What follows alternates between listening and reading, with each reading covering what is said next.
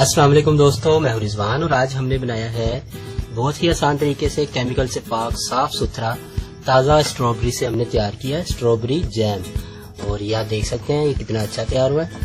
तो आप इसे ब्रेड पराठे जो भी आपको पसंद हो आप उसके साथ खा सकते हैं। बिस्मिल्लाहिर्रहमानिर्रहीम। स्ट्रॉबेरी जैम बनाने के लिए हमने 250 ग्राम स्ट्रॉबेरी ली है। तो इसको हम किसी भी शक्ल में काट लेंगे, इसका सबज हिस्सा उतार देंगे। किसी भी शक्ल में हम इसको काट लेते हैं।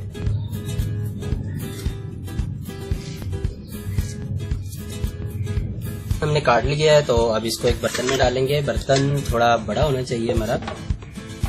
और इसके साथ इसमें 3 कप पानी शामिल करेंगे और इसको हम चूल्हे पर पकाएंगे दरमियानी आंच पर। तो दरमियानी आंच पर हमने इसको पकने के लिए रख दिया है। तो अब जब इसमें उबाल आ जाएगा उसके बाद हम इसको करीब 5 मिनट तक बॉयल करेंगे। 5 से 7 मिनट हमने इसको बॉयल किया है और अब ये बहुत अच्छे तरीके से हमारी नरम हो चुकी है। तो अब इसको हम रूम टेम्परेचर के मुताबिक ठंडा करेंगे। ठंडा हो चुका है और अब हम इसको एक ग्राइंडर में डालते हैं।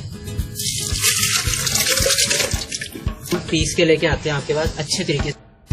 ये देखें ये हमने पीस लिया इसको ग्राइंडर में अच्छे तरीके से, बारीक हो चुका है ये। तो अब एक स्ट्रेनर लेंगे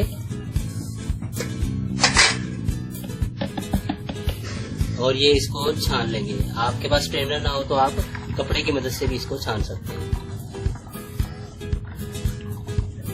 देखिए इसका सारा रस हमने छान लिया। अब इसको दरमियानी आंच पर अच्छे तरीके से हम पकने के लिए रख देंगे।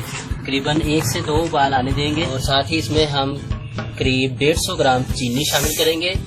अपनी पसंद के मुताबिक आप चीनी कम ज्यादा कर सकते हैं। करीब आधा टीस्पून टाटरी हम शामिल करेंगे। टाटरी ना हो तो आप 2 चम्मच नींबू का रस भी शामिल कर सकते हैं। बर्तन में थोड़ा सा हमने पानी लिया और इसमें 1 चम्मच कॉर्न फ्लोर यानी कि कॉर्न स्टार्च शामिल करेंगे। इसको अच्छे तरीके से मिक्स कर लेंगे। इसलिए इसमें अच्छे तरीके से उबाल आ चुका है। तो अब जो हमने कॉर्न फ्लोर मिक्स किया था वो इसमें शामिल करेंगे और इसको मजीद पकने के लिए छोड़ देंगे, लेकिन चम्मच इसमें मुसलसल चलाते रहेंगे।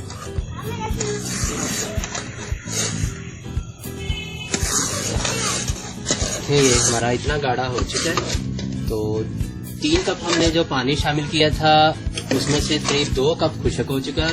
1 कप के करीब हमारा बचा है। तो इस मौके पर ये बिल्कुल हमारा तैयार हो चुका है।